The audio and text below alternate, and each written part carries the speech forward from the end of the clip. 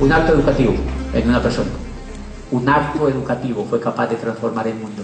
Un acto educativo fue capaz de transformar el mundo, señores. Es clave, clave, clave transformar el mundo donde vivimos. Clave, emocionante, divertidísimo. Y si no podemos transformar el mundo, al menos el mundo personal. Al menos el mundo personal, transformar el mundo personal. Y hacia eso es que va dirigido todo esto que yo les cuento. Pues señores, la era agrícola se acabó. Y con todos estos descubrimientos, Watson inventa la máquina de vapor y crearon la era industrial. Los americanos ya habían abierto Estados Unidos y crearon la era industrial. Se creó la segunda etapa de la economía en el mundo, la era industrial, y entonces empezaron a crear fábricas. Y la esclavitud se transformó por el empleo. Entonces soltaron a los esclavos y les dijeron: liberémoslos, son libres ahora. Váyanse para la calle. Y los contratamos mediante un sueldo. Y les hacemos creer que son libres. Y así nació la segunda era. Eliminaron eliminaron la esclavitud. Lanzaron a la gente a la calle como la libertad. Y los contrataron como empleados. Una de las cosas que cambiaron es que, recuerden que yo siempre he dicho que ser esclavo era muy bueno. Porque uno, le daban la comida, le daban techo, abrigo, chuchú, le daban cariño, porque los querían. Sí, de vez en cuando les pegaban. Pero tenían todo. Ahora miren lo que le dijeron a la gente en la era industrial: se largan a la calle, los contratamos mediante un sueldo y ustedes se lo gastan en la economía de nosotros. Se crearon el dinero, inventaron el dólar para gobernar la economía. Ellos imprimen el dólar en una máquina, hacen creer que el dólar es oficial, y uno dice: ay, hay dólar falso, el dólar bueno. No, el bueno. Falsifican dólares. Todo el dólar es falso. Todo el dólar es falso. ¿Se acuerdan que le hacían creer que el rey, que el papa era el que le decía a los reyes porque Dios ya hablaba de noche? Ahora, ¿qué nos hacen creer? Que el dólar es bueno. Nos hacen creer que el dólar tiene respaldo en la economía y que solamente la Reserva Federal tiene derecho a imprimirlo. Entonces los políticos endeudan el país en dólares falsos. Y el país endeuda a los ciudadanos con dólares falsos. Pregunta: ¿por qué la gente no se rebela? Porque no lee. Porque estamos viviendo otra vez en la Edad Media. Y esclavizaron a la gente otra vez con el dólar, con la moneda falsa. Es una moneda falsa que no tiene respaldo en la economía. Y quiero contarles una cosa, muchachos, gravísima. En este momento, cada norteamericano que nace en ese país, nace con una deuda de $174.000. Cada niño que nace hoy en suelo norteamericano sale con una deuda de $174.000, $180.000. ¿Cómo la tiene que pagar? ¿Cómo la tiene que pagar? Trabajando mediante impuestos. O sea que ya nacen esclavos. Cuando ese niño tenga por ahí 18 años, la deuda más o menos es de $500.000, dice el autor. Después pasa a $1.000.000. ¿Quién la tiene que pagar? El ciudadano que vive en los Estados Unidos. ¿Colombia vive igual? Igual. Porque Colombia se endeuda,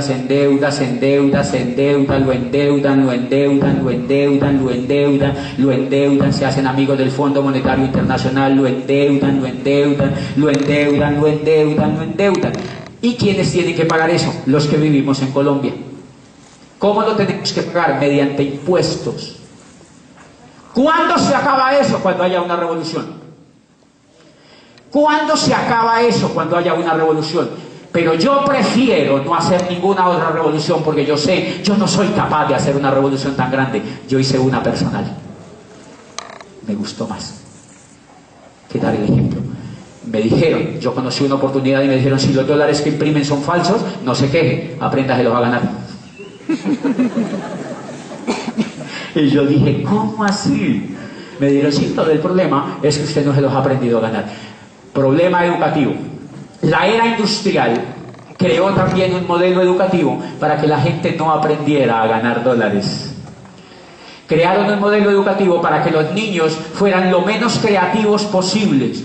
lo más tapaditos posibles, lo menos soñadores posibles, lo más obedientes posibles, lo más ovejitas posible, para que nadie se rebelara. ¿Cómo lo crearon? Crearon una cosa que se llama escuela. ¿Quiénes crean las escuelas? El gobierno.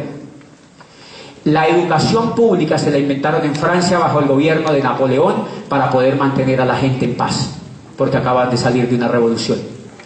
Y entonces era necesario poner a toda esa pobre gente a trabajar en las fábricas que acababan de nacer, porque Napoleón fue quien le abrió la puerta a la modernidad que llamamos hoy, a la era industrial, y crearon escuelas.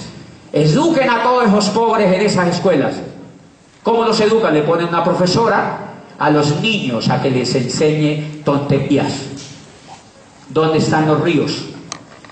¿Dónde están a mí me enseñaron dónde están los ríos, los lagos, los riachuelos, las lagunas. Yo siempre le he dicho en todas partes donde voy, como si yo fuera a ser pescador. ¿Para qué rayos yo voy a necesitar dónde está el río Cauca? No tengo ni idea dónde pasa. De hecho, cuando voy en avión yo lo veo y yo digo, ¿ese es el Cauca? ¿Por qué no ve eso así? Yo digo, debe ser el Cauca. Y siempre que paso en avión veo las 3 cordilleras. Digo, esas deben ser las 3 cordilleras que me enseñaba la profesora. ¿Cuál será la central? Debe ser la que va por la mitad. ¿Para qué le enseñan a uno de niño esa tontería? Entonces crearon la escuela. Pero miren cómo crearon la escuela. La escuela la crearon para que el niño desde por la mañanita lo metan allí, lo metan a esa escuela, y una profesora o un profesor le enseñe cosas que él no necesita. ¿Qué es lo que buscan con ese niño? Obediencia, obediencia, obediencia, obediencia, obediencia. Pregunta, ¿usted se podía rebelar en la escuela? No. Lo mandaban para la casa y le mandaban una carta a su papá. Nadie se podía rebelar en la escuela. ¿Por qué no permitían que los niños se rebelaran en la escuela? Si los niños por autonomía se rebelan. Mire cómo se rebelan los niños. Yo tengo 4 sobrinitos chiquitos y yo los he disfrutado muchísimo mientras tengo los míos. Y entonces, pues ya que los tiene otro, ¿para qué voy a tener los míos, verdad? Entonces, estaban chiquiticos y yo me pongo a hablar con ellos y yo le digo a uno de ellos que es hermoso, es hermoso, es hermoso, es chiquitico. Yo le digo, mi amor, repita conmigo, para que vean que los niños se rebelan. Yo le digo, amo a mi mamá. Dice, amo a mi mamá. Mi mamá me mima. Dice, mi mamá me mima. Yo le digo, mimo a mi mamá, mimo a mi mamá. Mi mamá me ama, mi mamá me mima, mimo a mi mamá. Y le digo yo, me mamé de mi mamá. Y dice, ¡ah!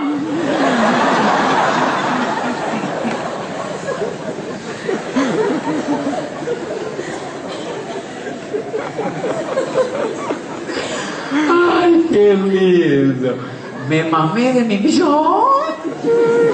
Los niños se rebelan, señores, desde chiquitico, el desgraciado. Era su tío. Los niños se rebelan. ¿Por qué les enseñaron a que no se rebelen? Porque es mal negocio para la era industrial si usted se revela. Imagínate un cajero rebelado. Perdona, imagínese un cajero de la vivienda rebelado. Imagínate un gerente de una sucursal de un banco pensando.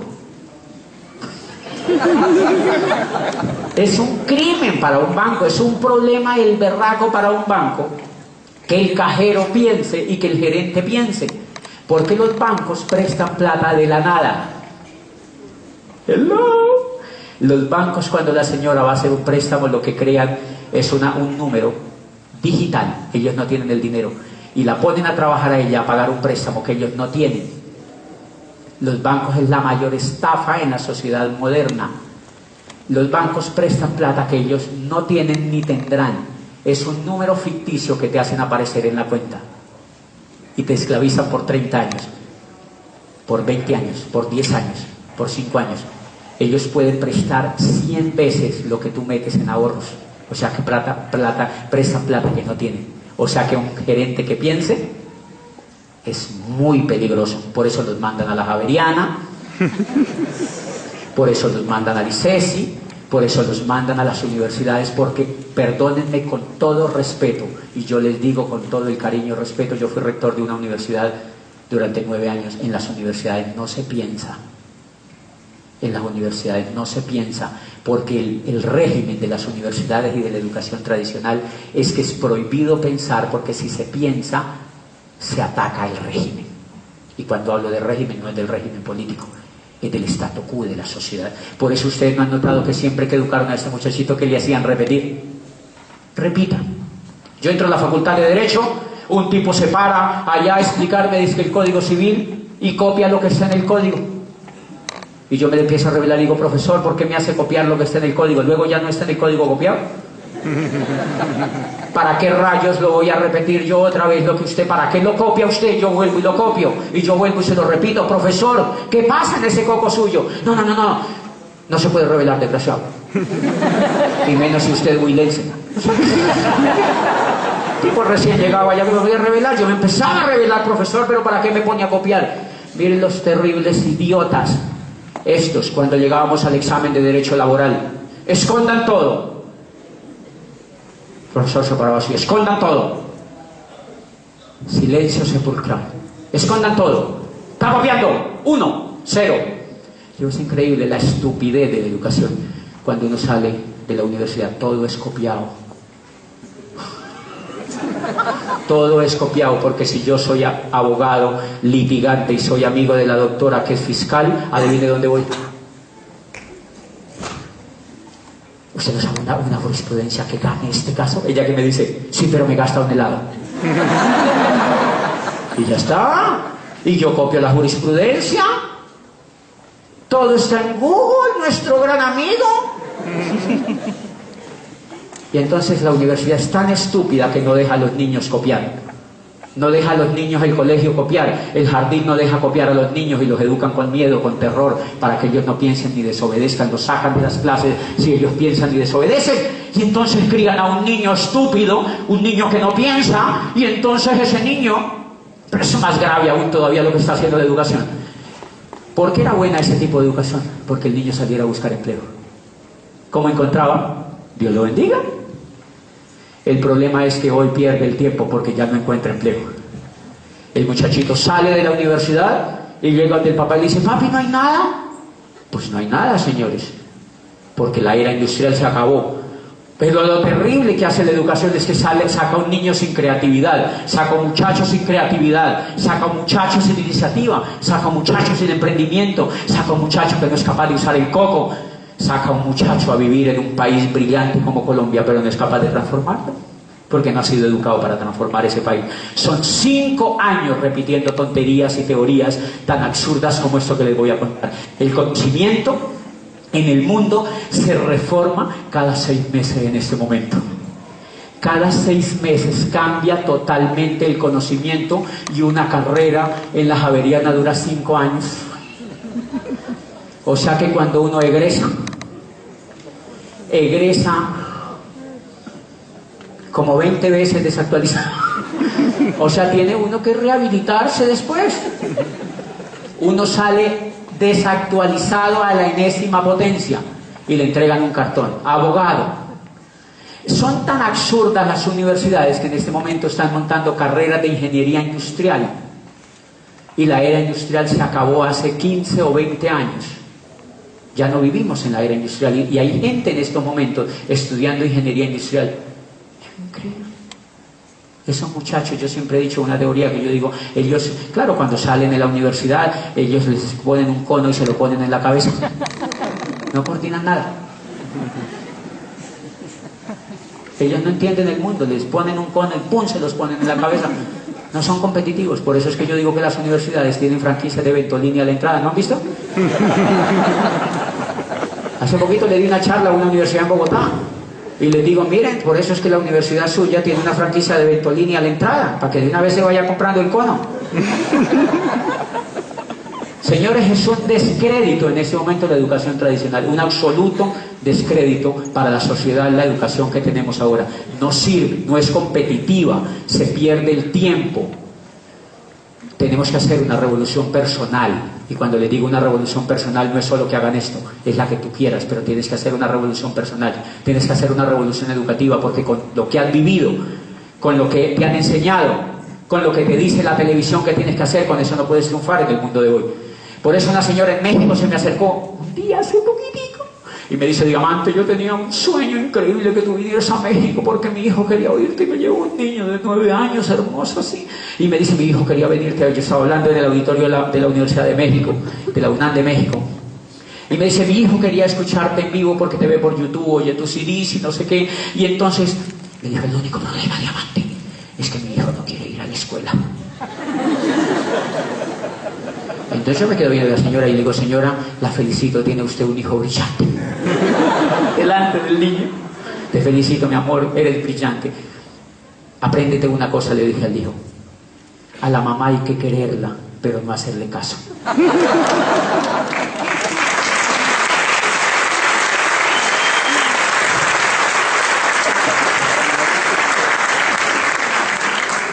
Los padres, por supuesto, están en crisis. Los padres son los que más están haciendo el ridículo hoy en día. Tienen que asumirlo. Por favor, no hagan más el ridículo con los hijos. Quédense callados. Tranquilos, que los hijos van a encontrar rumbo, señores. El mundo que estamos viviendo en este momento es el mundo más apoteósico y lleno de oportunidades. Los niños, veo niños increíbles hoy en día, vehementemente increíbles, buscando nuevas oportunidades. Señores, en este momento, cada segundo se está haciendo un millonario en el mundo, en internet. Y uno dice: metido en la universidad. Muy carombolo, gente muy despistada. Estamos despistados, señores. Y si me dicen que se lo sostenga a alguien, yo esto no se lo sostengo a nadie. Pero es verdad. Una de las cosas que hice en la pequeña revolución que hice fue que me aburrí de ser rector de la universidad donde estaba por esos motivos. Claro que ya me iban a echar. Y me salí. Y nunca quise volver a aceptar un puesto en educación porque me parecía un adefesio, un engaño a la sociedad. Me parecía un terrible abuso con los jóvenes hacer ese tipo de cosas. Y yo felicito a los jovencitos que hay aquí sentados hoy en día, que entraron a este programa educativo, universitarios jóvenes que hicieron su carrera, que se dieron cuenta de la estafa social que fue su carrera, muchachitos que no han salido del colegio. Párense los que no han salido del colegio que están aquí. Yo sé que hay muchachitos de colegios que están aquí. Okay. Miren los chiquiticos, miren. No le hagan caso a sus papás. Digan que yo soy... No hagan caso a sus papás, no le hagan caso a sus papás. Quiéranlos. Démosles un aplauso apoteósico a estos niños. Démosles un aplauso apoteósico a estos niños.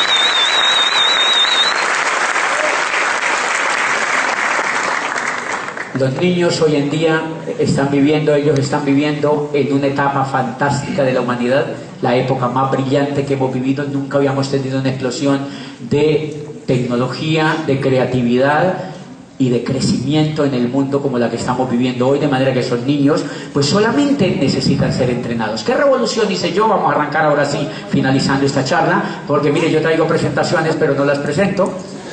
Y nada, porque pues igual no hace falta, igual este Julián no hace funcionar esto, miren. No, pues, entonces, ¿para qué rayos esto? Miren.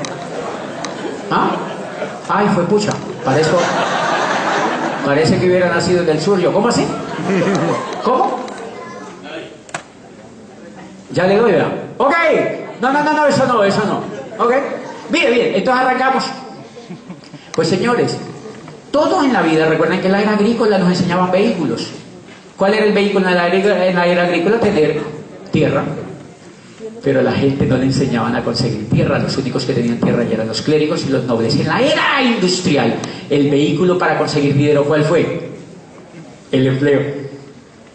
El empleo fue el vehículo para conseguir dinero. Entonces le decían a la gente: estudie, y le daban un puesto. ¿Quién te da el puesto? Yo. Entonces los ricos inventaron la educación, ese tipo de educación que les cuento, pachuca y de mala calidad, donde nos mandaron a nosotros a esclavizarnos 7 años, 8 años, 9 años. Yo estudié 25 años, desde que soy chiquito, metido allá, aplastado en un puesto, repitiendo un poco de tonterías para que me dieran un puesto mediocre como rector de una universidad para seguir engañando a más gente. Yo viví esa experiencia, señores. ¿Qué logré? Conseguir un puesto. Por fortuna conseguí un puesto. En ese puesto tenía que trabajar 70 años. De 40 a 70 años para lograr... ¿Qué lograba? una pensión del 70% de lo que yo me ganaba. Lindo el negocio. Lindo el negocio. Imagínate el triunfo para un profesional. Estudia ingeniería industrial en la Ponti para que te den un puesto, para que trabajes 40 años y después la recompensa es que te ganas el 70% de lo que te ganabas cuando trabajabas si te dejamos jubilar. Lindo el negocio. Y la gente se va a hacer cola todavía a las universidades. Esa es la promesa de la era industrial. Por eso uno termina así. Por eso uno termina así.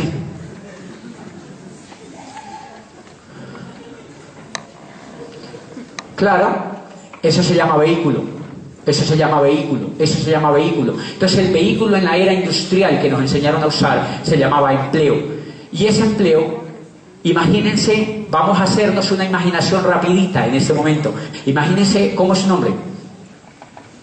Que Andrés, tienes el mismo nombre de la pelota. Ok. Imagínate que Andrés viviera en un pueblo del sur del Cauca, en la Bota Caucana, lejísimos, en una montaña, y vive en un pueblo de 1000 habitantes, un caserío, 500 habitantes. Y lo único que tú haces, tú vives muy retirado de ese caserío, cuando tú bajas al pueblo, tú bajas a comprar lo que necesitas en una bicicleta por una pequeña carreterita que hay. Entras a comprar el pan y lo que tú necesitas en una pequeña bicicleta. De pronto te dicen que hay una ciudad que se llama Cali, que tiene luces y que viven 3 millones de habitantes y que tiene Juanchito y todas estas cosas lindas que tiene Cali. Y tú te quieres venir para Cali. ¿En qué te dan ganas de venirte? En una bicicleta. ¿Por qué te dan ganas de venirte en una bicicleta? Porque es lo único que el coco conoce. Es lo único que el coco conoce. En la era industrial, a la mayoría, a la masa, le da ganas de hacer una carrera. ¿Por qué? Porque es lo único que conoce. Los más osados le dan ganas de montarse un negocio propio. Esa es otra bicicleta. Los empleados tienen esa bicicleta, pedalean y pedalean y pedalean y no llegan a ningún lado. Eso estaba yo era empleado, yo no le podía llegar a ningún lado porque el empleo es un vehículo que no te deja avanzar. Los únicos que avanzan en esa industria son los ricos, los dueños de las empresas. Los demás no llegan a ningún lado porque el vehículo no está hecho para avanzar. Pues bien, el segundo vehículo que la gente usa es cuando Andrés se revela y dice, no, yo voy a montar una empresa propia. Estudió en la Ponti, va a montar una empresa propia. Entonces monta una empresa para competirle a los ricos. En la era industrial, entonces él dice, yo quiero ser como McDonald's, voy a montar una franquicia. Entonces empieza y pone un puesto de hamburguesas. Entonces empieza a competirle al Corral, a McDonald's y a las grandes cadenas de alimentos del mundo, porque él ignora cómo funciona la economía y monta un negocio propio, que le llaman usted. La mayoría de muchachos que salen, y muchos de los que están sentados aquí, montan negocios propios en la economía industrial, que son llamados chuzos. ¿Por qué son llamados chuzos? Porque realmente no son empresas, son chuzos. Porque una empresa es un negocio que tenga mínimo 500 empleados. O sea que a uno lo educan es para montar un chuzo. ¿Por qué es un chuzo? Porque lo chuza la DIAN, lo chuza Industria y Comercio, lo chuzan los empleados, lo chuzan los proveedores, lo chuzan los chinos, lo chuzan. Entonces, ¿qué tiene uno? Es un chuzo. Ese es otro vehículo, es una bicicleta. Lo que pasa es que es una bicicleta sin galápago.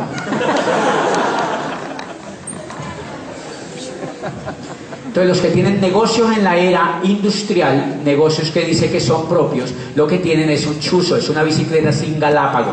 No por lo que se imaginen. No.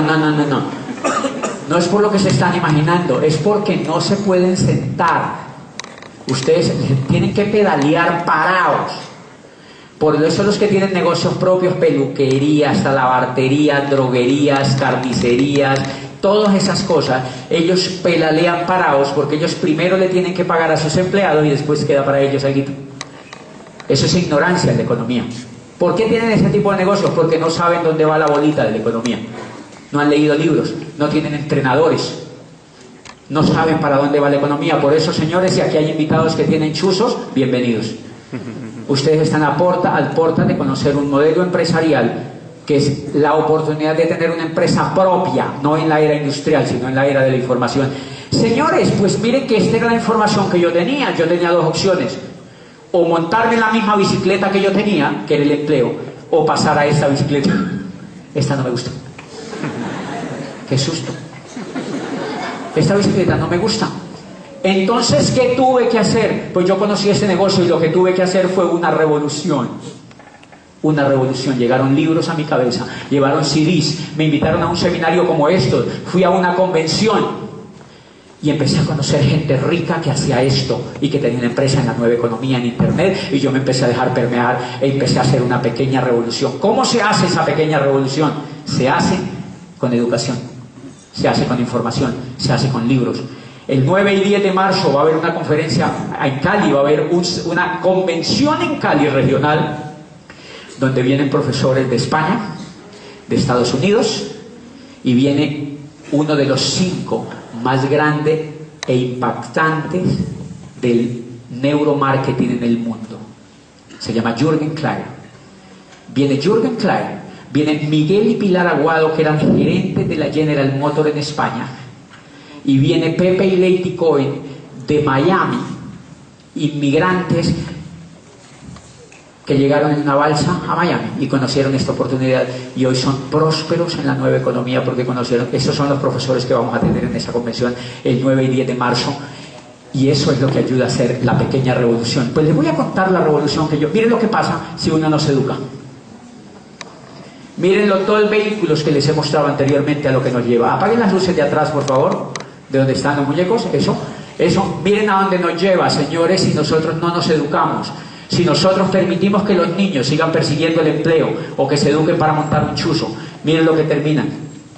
Porque el sistema monetario que creó la era industrial está hecho para educar a la gente para que sea esclava. La forma como esclavizan a la gente hoy en día es mediante tarjetas de crédito, préstamos en los bancos, es mediante casas fiadas. Por eso usted no ha visto que los pobres son los que más televisores tienen. Vaya a un sector pobre y verá qué es lo que tiene. Plasma, porque en el plasma lo educan. Entre más televisión usted vea, más pobre se vuelve, porque el televisor se lo inventó la era industrial para educar a los pobres, para educar la gran masa de pobres, para educarlos de la siguiente manera. Yo empecé a observar eso. A mí me pagaban el sueldo, y yo iba al supermercado y me faltaba dinero. ¿A alguien le ha pasado eso? ¿Me faltaba dinero? Yo sé por qué me falta dinero. Entonces yo iba a que me prestaran plata. Me prestaban plata de interés. Y después me aburrí de pedir plata prestada de interés, entonces saqué una tarjeta de crédito. Yo decía, ¿pero por qué me falta plata? Yo iba a ver televisión, yo era abogado. Salía de trabajar, me iba a ver televisión, y yo veía televisión, y la televisión me decía, ¿te faltó plata? Tranquilo, tenemos Visa, Mastercard y American Express. Y yo dije, ¿en serio? Sí, aquí tenemos con Hasuma. Y yo pasé para acá. Entonces ya trabajaba para la universidad, que era de unos ricos, y ahora ya trabajaba para los dueños de una tarjeta de crédito. Por la noche iba a ver, se dan cuenta que no necesariamente los que son profesionales son unos iguales de rombolo al resto de la población, porque uno no tiene educación financiera, señor. Los economistas se la pasan viendo televisión. Miren a ver un economista que no es endeudado. Busque un amigo que sea economista y dígale, ¿usted tiene deudas? Sí, esto ya está el cuello, dígale. Lo agarraron también. Señores, eso se llama método de esclavitud de la era industrial. Entonces yo salía y veía televisión y ya tenía la tarjeta de crédito. Y de pronto yo soy rector de una universidad, tengo 27 años, así pipí, fifi, todo el cuento. No tenía carro. Yo no tengo carro. Un rector andando sin carro. El televisor me dice, tranquilo, se lo fiamos. Yo, sí, tenemos un Renault, acaba de salir el Renault Personalité. En esta época era increíble, era como tener un Mercedes hoy en día. Entonces, agarré el carro, fiado, 5 años, pagando cuotas. Ahora trabajaba para los ricos de la universidad, para los dueños de la tarjeta de crédito y para los que me fiaron el carro. Lindo el negocio. Yo seguía viendo televisión. Yo vivía en un apartamento arrendado. ¿De quién era el apartamento? De otros ricos. Entonces yo trabajaba para los de la tarjeta de crédito, para los ricos de la universidad, para los dueños del apartamento donde yo vivía, para los dueños de la tarjeta de crédito. Y entonces yo sigo viendo televisión, la televisión me dice, tiene que tener casa propia. Profesor, no tengo plata. Te la fiamos. 30 años. Como las cuotas mensuales. Y yo pásela para acá y me saqué un apartamento fiado a 20 y pico de años. Yo empecé a ver y yo dije, no, pues yo tengo 30. Cuando yo termine de pagar esta casa ya no tengo ni próstata. O sea, esa es la forma como esclavizan a la gente en la era industrial. ¿Qué revolución dice? Mire la revolución que dice. Educación. Usted necesita hacer una revolución. Y usted ha entrado a un modelo educativo donde le ayudan a hacer una revolución. Mire lo que yo encontré. Me leí un libro y mire lo que decía el autor de ese libro. Creemos que el trabajo es bueno solamente si lleva al trabajador hacia la libertad, la recompensa y la esperanza. Si su trabajo no es satisfactorio en lo personal, en lo psicológico y en lo financiero, lo mejor es que lo deje lo más pronto posible y se consiga otro que sí lo sea. Y yo, ¿cómo así? ¿Qué es eso? ¿Qué es eso? Una revolución. Y yo, ¿cómo así? Y empecé a leer más el libro y mire lo que decía abajo, otro libro que me cayó al final. El mundo ha sacado la idea de que terminó la era industrial y de que entramos en la era de la información. Los negocios como General Motors y Ford Motor Company pertenecen a la era industrial. Las franquicias son la frontera entre la era industrial y la era de la información, y los negocios de mercadeo en redes son la auténtica demostración de la era industrial, de la era de la información, porque trabajan sin terrenos, sin fábricas, sin empleados, solo con información. Y yo me empezaba como a incendiar. Coño, lo mismo que dijo Enrique Octavo. Yo, ¿quién hay que matar? ¿Qué hay que hacer? Y empecé a seguir leyendo y seguí leyendo, y yo seguí leyendo, y yo seguí leyendo, y miren lo que decía un profesor de Harvard. El network marketing surge hoy como el método de distribución más poderoso y el modelo de empresa más atractivo en la nueva economía. Y yo, uy, ¿qué tal que yo me hubiera montado un chuzo? ¿Qué tal que yo me hubiera montado un chuzo? El network marketing surge hoy como el método de distribución más poderoso y el modelo de empresa más atractivo en la nueva economía. Charles King, profesor de Harvard, que acaba de estar en Colombia enseñándole a muchos de los que están aquí sentados. ¿Quiénes lo vieron? Miren, invitados los que lo vieron viendo a ese profesor. Toda esta gente estuvo oyendo a ese profesor. Usted tiene que oír eso si va a la convención, porque va a tener una información potente. Yo seguí leyendo y miren lo que dice el tipo. Que no, ningún otro negocio requiere costos tan bajos de ingreso, prácticamente sin gastos fijos significativos. No existen préstamos, hipotecas o dolores de cabeza por problemas de personal. Es por eso que muchos profesionales encuentran un estilo de vida que no los fuerza a elegir entre la familia o una vida financiera provechosa. Y yo leía, ¿qué estaba ocurriendo en mí? Una revolución. Y miren lo que seguía leyendo.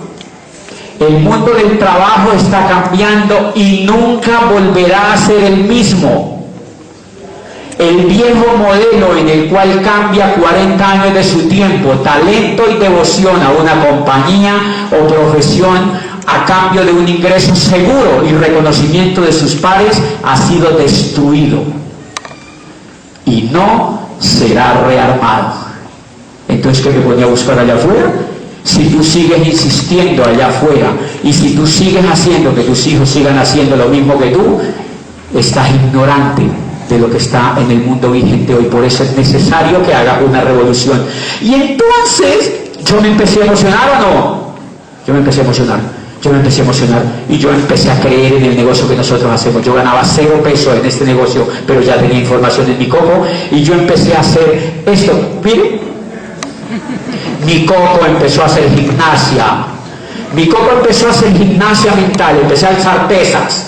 Mi coco empezó a alzar pesas y dejé de leer las tonterías de libros que leía de derecho, las cosas que no me aportaban a la riqueza personal, las cosas que no me hacían libre. Todo lo que no me hacía libre lo tiré para el traste y empecé a leer sobre esta industria, a conocer ricos de esta industria y me volví duro del coco. ¿Quiénes están endureciendo el coco en esta sala? Levanten la mano. Miren, señores invitados, prendan la luz para que vean, por favor, el auditorio, los invitados. Miren la gente que está endureciendo el coco, señores, para no dejarse explotar de la era industrial, sobre todo que ya no existe, para no se quedar rezagados en una era que se acaba de acabar. Tenemos que endurecer el coco. Y entonces uno se emociona Y cuando empieza a endurecer el coco, uno se emociona. ¿Quiénes están emocionados aquí? Levanten la mano. Miren la gente que está emocionada. Y miren lo que pasa. Pero mire el efecto que pasa. Uno se emociona increíble y uno va y le cuenta el negocio a un médico. Y uno ve un negocio fantástico. ¿Quién no va a ver un negocio fantástico así? Cuando lee todos esos libros y va a convenciones, a seminarios. Y yo veo un negocio alucinante. Y se lo cuento al médico y yo veo el paraíso en mi negocio. Y mire lo que ve el médico.